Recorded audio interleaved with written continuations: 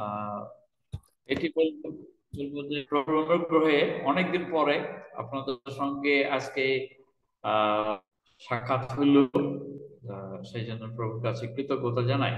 এবং আহ, অবশ্যই বলতে হবে যে জুম এভরিডে প্রেয়ার গ্রুপে আমরা যতজন আগে ছিলাম এখনো আছি। আর প্রত্যেকে কি বিশ্বস্ত ভাবে প্রভুর চরণ তলে এসে প্রশংসা আরাধনা করছি, প্রার্থনা করছি এবং প্রভুর বাক্যের জন্য উন্মুখ হয়েছি। আহ আর এই সুযোগে আমি শুভেচ্ছা মনে হয় ইয়াটা দিছিলাম ফেসবুকে, কিন্তু আজকে আরেকবার সামনাসামনি পেয়ে লিবিয়া দাদাকে অনেক অনেক শুভেচ্ছা, অনেক ধন্যবাদ। প্রভু আপনাদেরকে আশীর্বাদ করুন। এবং আজকে আহ জুমে যতজন আছেন, জুমে যতজন উপস্থিত আছেন অথবা পরে যারা যোগ দেবেন, সকলকে আমি খ্রিস্টীয় শুভেচ্ছা জানাই। সুপেন বানুয়ারির ভাষায় আমি শব্দটা যখন আত্মস্থ করলাম বা আমি শুনলাম যিশু নাসান, আর তখন আমি আরেকটা পরিবারে প্রতি রবিবারে আমি উপস্থিত হই প্রার্থনা করার জন্য। এবং তখন আমাকে শিখিয়ে দেওয়া হলো যে যিশু নারাসন মানে কি। ইতিমধ্যে আমি এও শিখেছি প্রেজ দ্য লর্ড বলতে বা প্রভুর প্রশংসা, এটিও শিখে গেলাম, জেনে গেলাম। এ মাসে আহ গত গত মাসের আমি 10 বা 11 তারিখের দিকে আমি বান্দরবন ছিলাম। আর তখন তারা আমাকে শিখাইলো প্রেজ দ্য লর্ড, বা তাদের ভাষায় ত্রিপুরা ভাষায় বলল প্রভু চলন থায়। আর তাই আমি আপনাদের সকলকে প্রেজ দ্য লর্ড, প্রভু তালন্তই সবকিছু জানিয়ে প্রভুর গৌরব করতে করতে আজকে যে অংশটি আমি আপনাদের সঙ্গে শেয়ার করব প্রভুর বাক্যে, আর সেটি 4টি সুসমাচার প্রভু যিশুর জীবনের উপরে লেখা আছে, যা মথি, মার্ক, লুক, যোহন। প্রত্যেক সুসমাচার লেখক তিনি তারা বিশেষভাবে প্রভু যিশুকে বিশেষভাবে উপস্থাপনা করেছেন। যেমন বিশেষভাবে মথি বলছে যে প্রতিজ্ঞাত মসীহ, মার্ক বলছে যে যিশু ঈশ্বরের পুত্র, লুক বলছে তিনি খ্রিস্ট, এবং যোহন বলছে যে প্রভু যিশুই তিনি ঈশ্বর।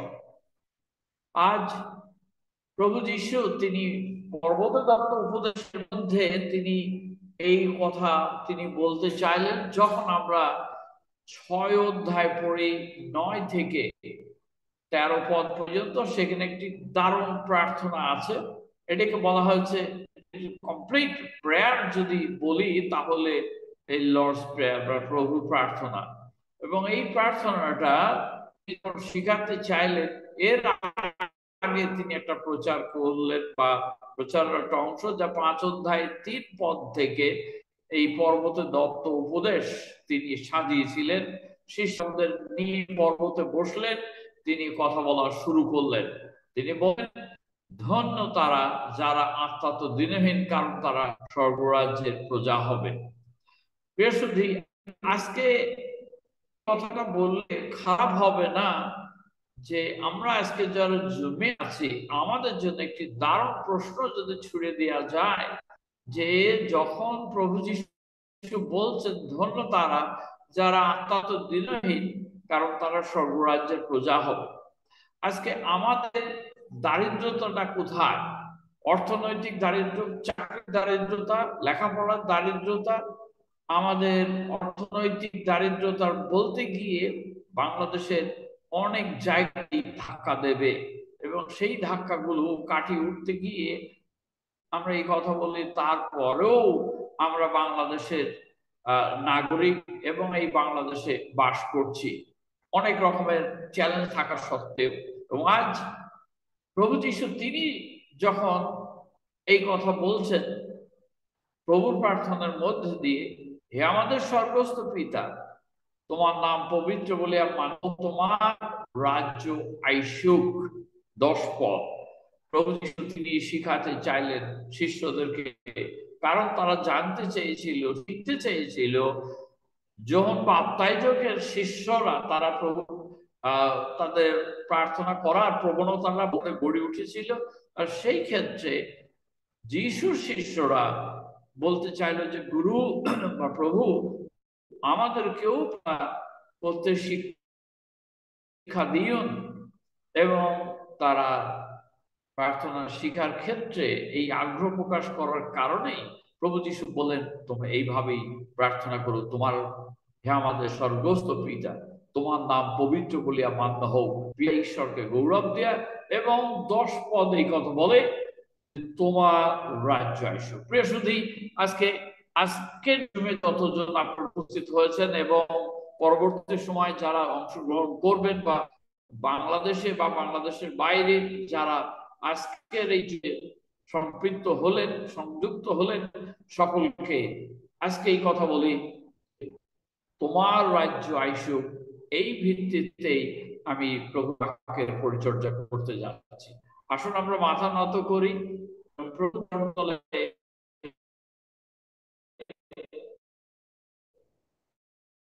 প্রার্থনার মধ্য দিয়ে এই পবিত্রতম স্বর্গের পিতা, তোমাকে ধন্যবাদ দিই তোমার দয়া, তোমার অনুগ্রহের জন্য।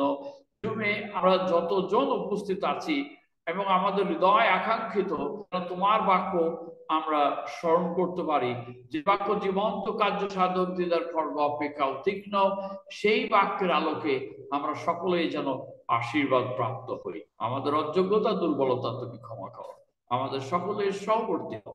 কারণ এই প্রার্থনা প্রিয় যিশু তোমার পবিত্র নামে চাইলাম, তুমি শ্রবণ ও গ্রাহ্য।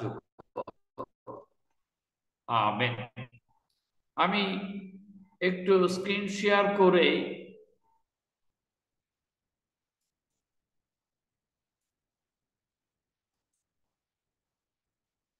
শেয়ার করছি, আশা করি আপনারা লক্ষ্য করতে পারছেন যে আজকের যে অংশ সেটি মতলিখিত সুসমাচার, তার 10 অধ্যায়, এই 6 অধ্যায় 10 পদ, তোমার রাজ্য আইসুক।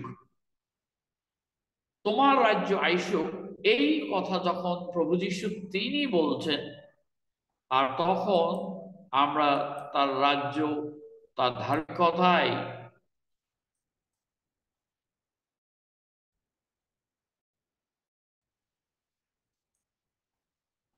এই কথা আসবে। মসিহর লেখক মথি তিনি বিশেষভাবে উল্লেখ করেছেন যে প্রভু যীশু তিনি নিজেই জানার জন্য আমরা যে পদটি সাধারণত আমরা পড়ি না, বা পড়লেও তার উল্টা করে আমরা বলি। যেমন আপনার বাইবেলটা খুললে দেখতে পাবেন এক অধ্যায় পদ, সেখানে এই কথা লেখা আছে, অব্রাহাম থেকে দাউদ পর্যন্ত, আদম থেকে অব্রাহাম পর্যন্ত 14, এবং অব্রাহাম থেকে দাউদ 14, এবং পুনর্বাসন এবং পুনর্বাসনের প্রত্যাবর্তন এখানে আর একটা 14। এই 3 বার 3-14 আছে। কেউ কেউ বলছে যে 3-14-42, কিন্তু না, এই 14 হচ্ছে 3 বার অ্যানালাইজ করলে আমরা দেখতে পাই এখানে DWD হবে, DWD হবে, এবং এখানে দুটি ভাবে বসানো যায়, একটা এ আর একটা ইউ, তাহলে 3 বার হয়ে যাবে দাউদ, দাউদ, দাউদ। এবং 3বারই যখন দাউদ হয়, আর তখন এই কথা বলা হচ্ছে দাউদ যেমন মনের মতো রাজা, প্রভুর স্বীকৃতি প্রাপ্ত একজন রাজা, যেমন প্রেরিতদের কার্যবিবরণী পুস্তক তার 13 অধ্যায় দাউদের সম্বন্ধে বলা আছে যে আমি দাউদকে চিনি, দাউদকে জানি, সে আমার মনের মতো, সে আমার ইচ্ছা পালন করে। আর এই দাউদেরই বংশ ধরে, দাউদেরই বংশ ধরে ঈশ্বরের চোখে উপযুক্ত একজন রাজা হল আমাদের প্রাণের প্রিয় মুক্তিদাতা প্রভু যীশু খ্রিস্ট। তিনি পাপী ত্রাতা। সুসমাচার 4টির মধ্যে মথি অন্যতম, কারণ তিনি প্রভু যিশুকে মসিহ বলে পরিচয় করিয়ে দিয়েছেন, প্রতিজ্ঞাত মসিহ। প্রভু যিশু পর্বতে দত্ত উপদেশে তিনি বলেছেন, ধন্য সেই ব্যক্তি যে দিনহীন, কারণ স্বর্গরাজ্যের তারাই অধিকারী হবে। যা মথি 5:3 এখানে যেটি বলা উচিত সেটি হল এই যে আত্মাতে দিনহীন হওয়ার জন্য একটি ছোট্ট দৃষ্টান্ত আপনাদের বলা উচিত। আর সেটি হচ্ছে লুক তার 18 অধ্যায়, সেখানে একটি দারুণ গল্প আছে। আর সেই গল্পটা হলো এইরকম যে সেখানে প্রার্থনা করার জন্য দুইজন ব্যক্তির পরিচয় আছে। সেই পরিচয়টা যদি দেখি সেটা হচ্ছে লুক 18 অধ্যায় 9 থেকে 14 পদ পর্যন্ত। সেখানে যাদের কথা বলা হয়েছে, একজন ফরিসি, সেই ফরিসি এইভাবে বলছে যে, হে ঈশ্বর, আমি তোমার ধন্যবাদ করি, আমি অন্য সকল লোকদের উপদ্রবী, অন্যায়ী বা ব্যভিচারীদের মতো কিংবা ওই করগ্রাহীর মতো নই। তার প্রার্থনা একটি লাইন আমি আপনাদেরকে শোনালাম। তার বলি যে যিহুদি সমাজ, তারা পুরুষরা যে প্রার্থনা করে থাকে, সেই প্রার্থনাটা এরকম বলে যে, হে ইয়হোবা, তোমার ধন্যবাদ করি, কারণ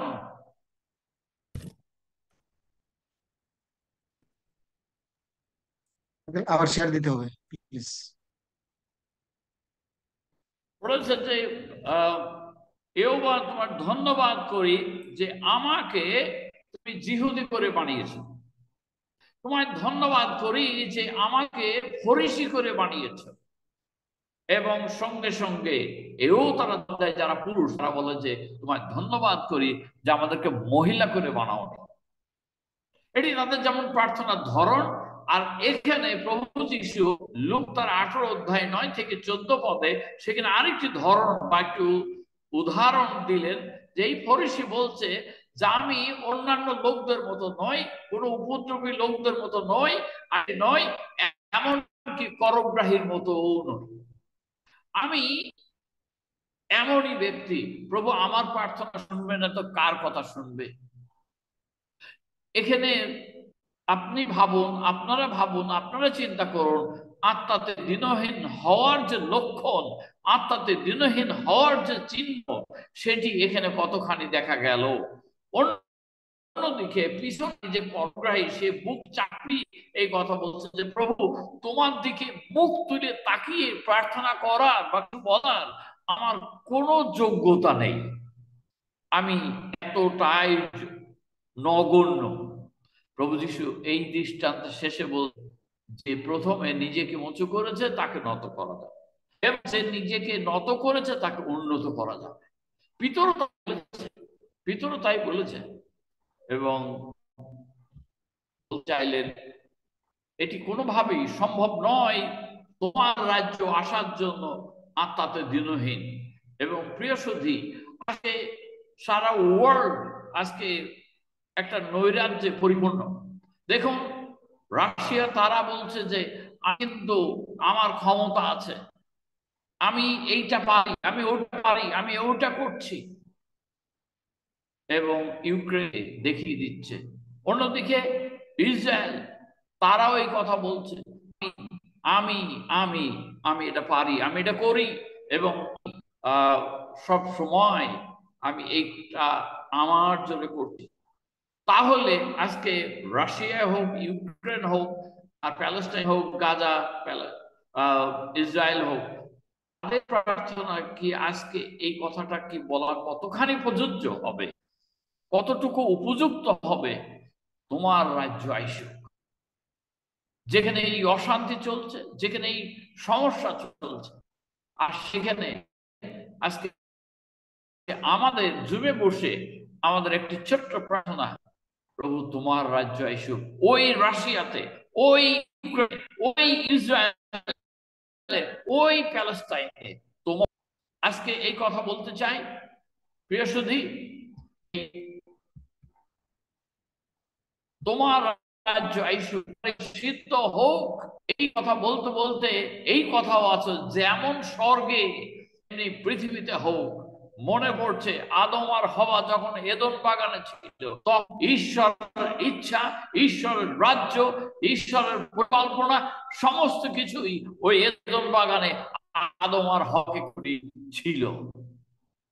যে কারণে ঈশ্বর অবসানে তাদের সাথে গমনাগমন করছে।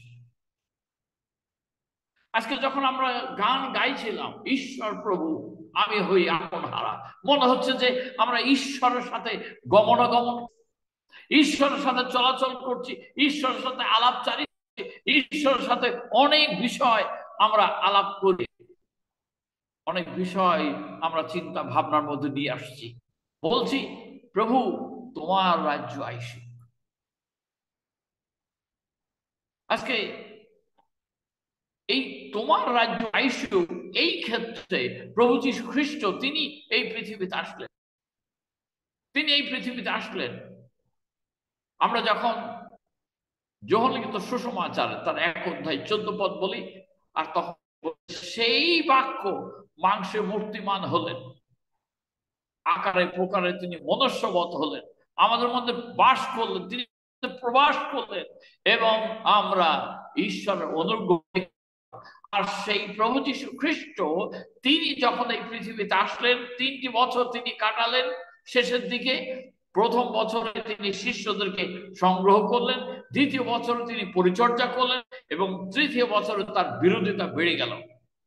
আর বিরোধিতার শেষে মথি তার 27 অধ্যায় 39 পদ তিনি বাগানে গেলেন, এবং বাগানে গিয়ে তিনি নিজেকে আত্মসমর্পণ, তিনি প্রভুর কাছে সমর্পণ করার জন্য আমার পক্ষে তিনি এই কথা বলছেন। পরে তিনি কিঞ্চিত অগ্রে গিয়ে উপর হইয়া প্রার্থনা করিয়া কহিলেন, হে আমার পিত, যদি হইতে পারে তবে এই পান পাত্র আমার নিকট হইতে দূর যাও, তথাপি আমার ইচ্ছা মতো না হোক, তোমার ইচ্ছা হোক।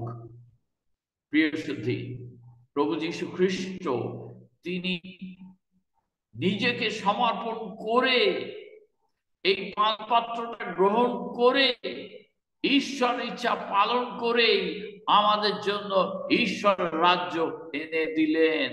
আর তখন এটি পূর্ণ হলো, তোমার রাজ্য আইসুক।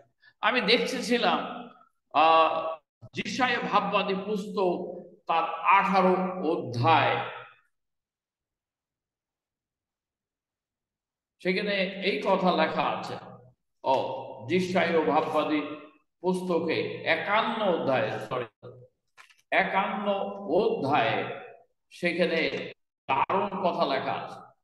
বলা হয়েছে, তুমি প্রভুর হস্ত হইতে তাহার ক্রোধের পানপাত্র পান করিয়াছ, মত্ততার জনক বৃহৎ পানপাত্রে পান করিয়াছ,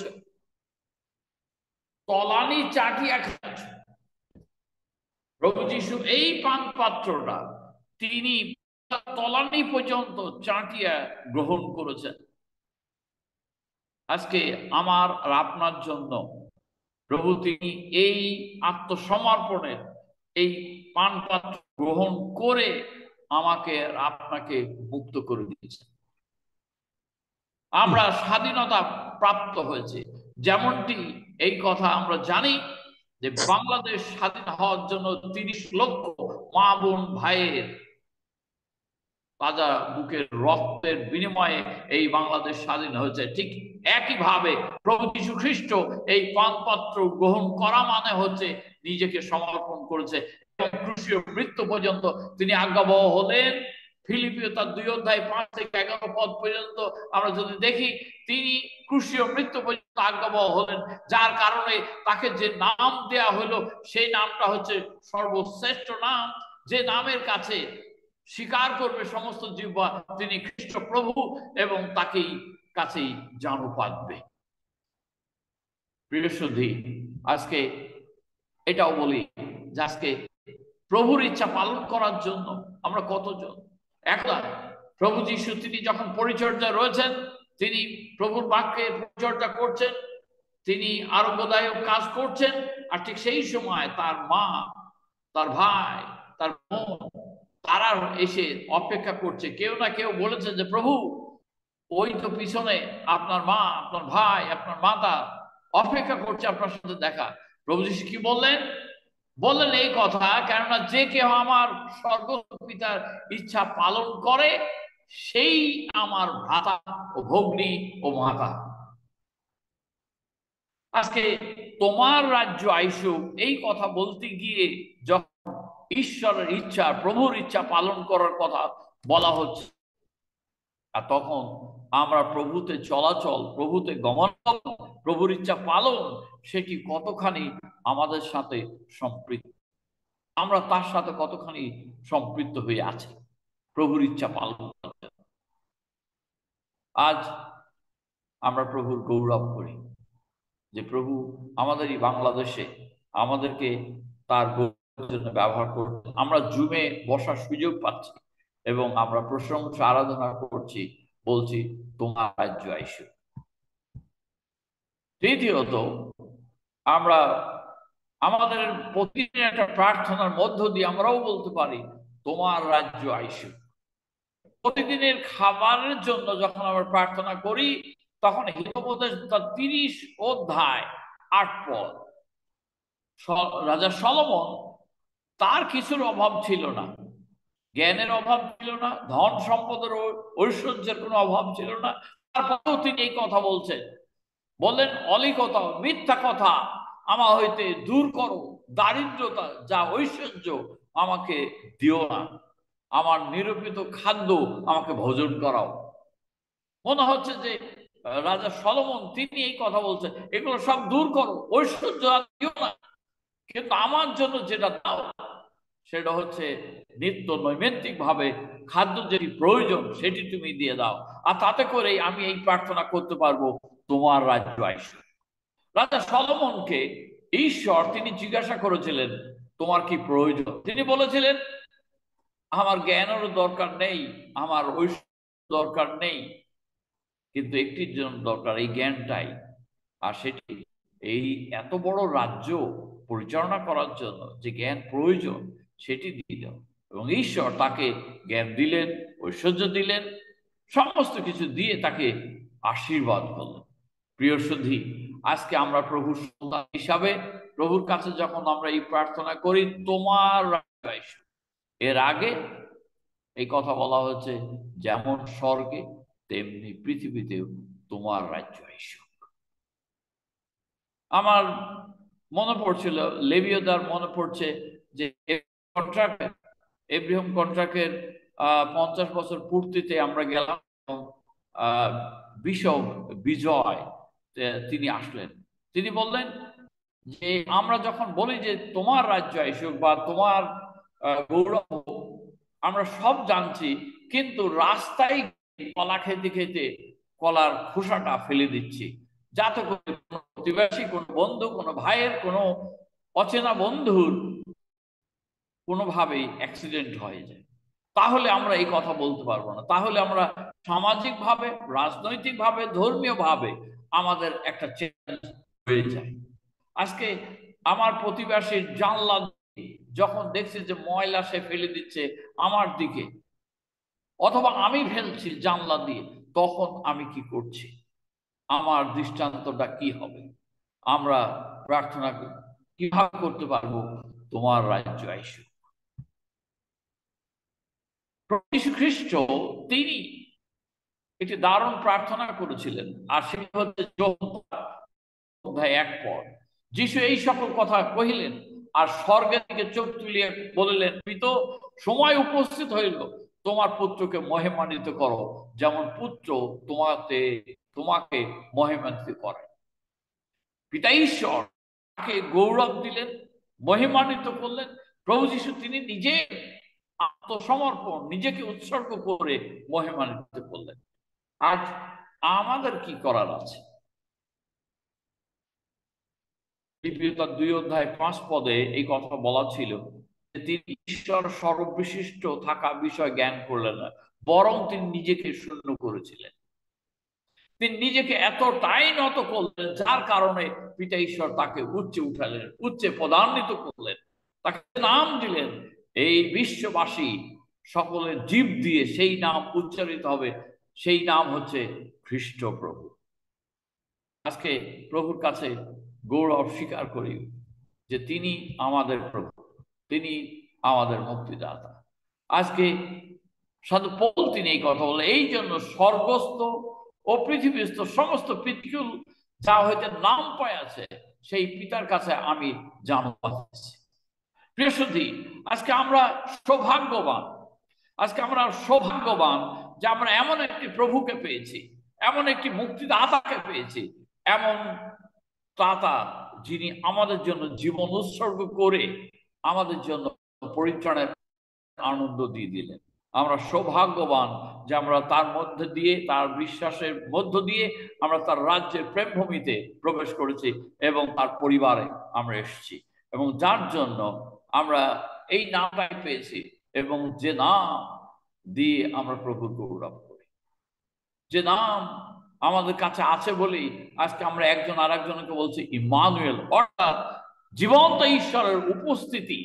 জীবন্ত ঈশ্বরের উপস্থিতি আপনার আমার ব্যক্তিগত জীবনে, পরিবারে, মণ্ডলীতে, আমাদের কমিউনিটিতে আমরা উপস্থিতি আমরা জানতে পারি যে প্রভু যিশুর মধ্য দিয়ে আমরা সেই নাম পেয়েছি। আমরা বলছি ইম্মানুয়েল, তার জীবন উপস্থিতি আমাদের মধ্যে রয়েছে, আমরা সেটাই চাই। আর আগামী মাসেই আমরা প্রভুর জন্মতিথি পালন করতে যাচ্ছি, আর ঠিক সেই অবস্থায় আমাদের একটি বিশেষ প্রার্থনাই হোক, তোমার রাজ্য আইসুক। শেষ যেটি বলতে চাই প্রিয় সুধী, এটা আমাদের জন্য একটি চ্যালেঞ্জ, আমরা কিভাবে এটিকে গ্রহণ করব। বলা হয়েছে, আর আপন আপন অঙ্গ প্রত্যঙ্গ অধার্মিকতার অস্ত্ররূপে পাপের কাছে সমর্পণ করিও না, কিন্তু আপনাদিগকে মৃতদের মধ্য হইতে জীবিত জানিয়া ঈশ্বরের কাছে সমর্পণ করো, এবং আপন আপন অঙ্গ প্রত্যঙ্গ ধার্মিকতার অস্ত্ররূপে ঈশ্বরের কাছে সমর্পণ করো।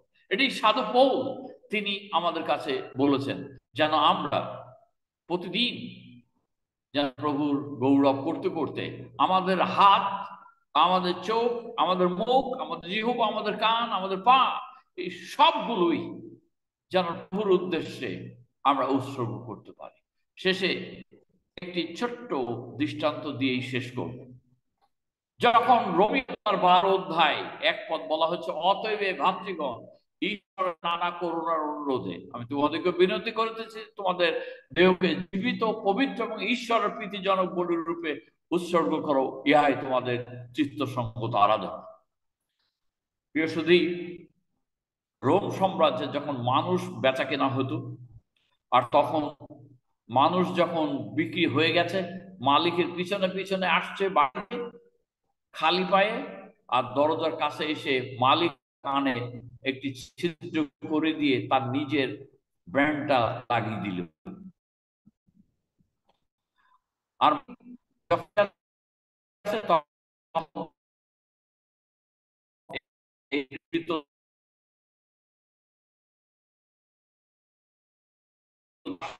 জোর হচ্ছে অনেক ক্রেতা আপনি আমাকে নিয়েছেন,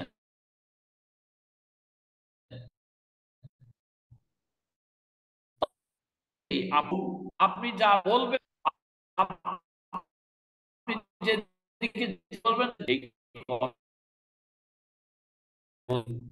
হোক। প্রভু যীশু তিনি কিন্তু কাজ করে দিয়েছেন। প্রভু যীশু তিনি আমাদের প্রার্থনা করতে শিখিয়েছেন। সাধু পৌল তিনি আমাদেরকে চ্যালেঞ্জের মোকাবেলায় আমাদেরকে বলছেন যে আমাদের দেহ, আমাদের মন, আমাদের চিন্তা, আমাদের জীব, আমাদের কান, আমাদের চোখ, হাত দিয়ে যারা প্রভুকে সেবা করি বা প্রভুর পরিচর্যা করি এবং প্রভুর এই গৌরব স্বীকার করি, তাতে করেই আমাদের প্রার্থনাটা পূর্ণ হবে, তোমার রাজ্য আইসুক। প্রিয় সুধী, প্রভুর বাক্যের আলোকে প্রভু আপনাদের সকলকে আশীর্বাদ, অনুগ্রহ দান করুন এবং পবিত্র আত্মার পরিচালনায় আমাদেরকে পূর্ণ করুন। সকলকে আবারও ইম্মানুয়েল, প্রভু আপনাদের সকলকে আশীর্বাদ করুন। অনেক ধন্যবাদ। ধন্যবাদ দেই দাদাকে। যে সুন্দর সেই প্রভু যিশুর বাক্য বিভাগের জন্য আমরা প্রতিদিনই দুই একবার বলি, তোমার রাজ্য আইসুক।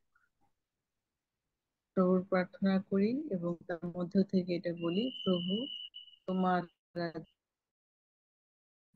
আইসুক।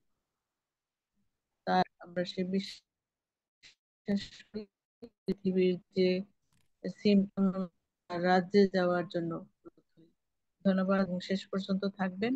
আপনার অনুভূতি, আপনার অনুপ্রেরণা, আপনার শিক্ষামূলক কিছু বিষয় আমরা সে ফেলোশিপে নিয়ে আলোচনা করব। ধন্যবাদ। এখন আমরা আমাদের আগামী দিনের আপডেট শুনবো। আমাদের শ্রদ্ধেয় পাস্টার মানিক গাইন, এখন আপনার সময়।